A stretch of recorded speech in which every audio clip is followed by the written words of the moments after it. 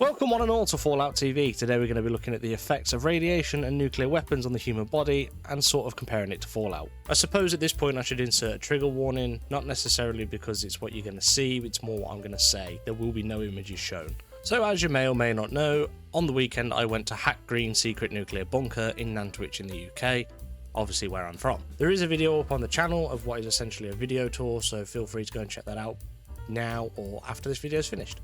So we're going to start with what would happen if you survived a nuclear attack. If you survived a nuclear blast and heat flash and were within 25 kilometers of a one-size megaton detonation, which is 5 times the size of the Hiroshima bomb, it's quite big actually, Jesus. Unless you had taken shelter, you would suffer from sickness and vomiting within hours, followed by bouts of diarrhea and further vomiting. Your hair would begin to fall out in clumps. Also, you would begin to bleed internally from the nose, mouth and all bodily orifices. See what I mean? It's quite graphic. Any wounds caused by the blast or burns would not heal. Unable to eat and nauseous, losing blood, you would soon feel too weak and lethargic to move. If you received medical help and your injuries were not life-threatening, you would recover. However, you would be very likely to be sterile or develop fatal cancers and eye cataracts, and any subsequent children you had would be at high risk of being born with genetic defects. So looking back over that, if you compare it to Fallout, this is technically the start of the ghoulification process. If you were lucky. Obviously if you were unlucky, you would suffer from all of that and then just outright die. There are 3 main hazards following nuclear explosions.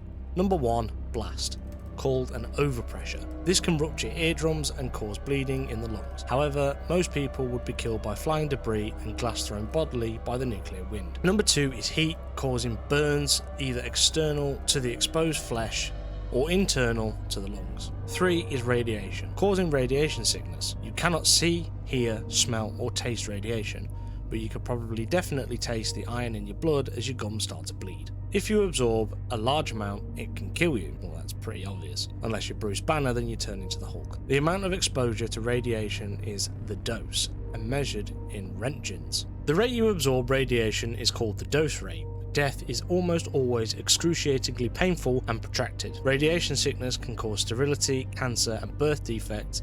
There are 2 main types of radiation: gamma, which can penetrate the whole body, and beta, which can penetrate only a few millimeters of human flesh, but if inhaled or swallowed, will destroy internal organs. Yeah, I think I'll pass on anything to do with radiation. It just sounds horrible. So as I was saying earlier, most of this sounds like the start of a ghoulification process. If you were lucky. Obviously, if you're unlucky, you're going to die a really horrible, painful death, and it's not something that should really be taken that lightly.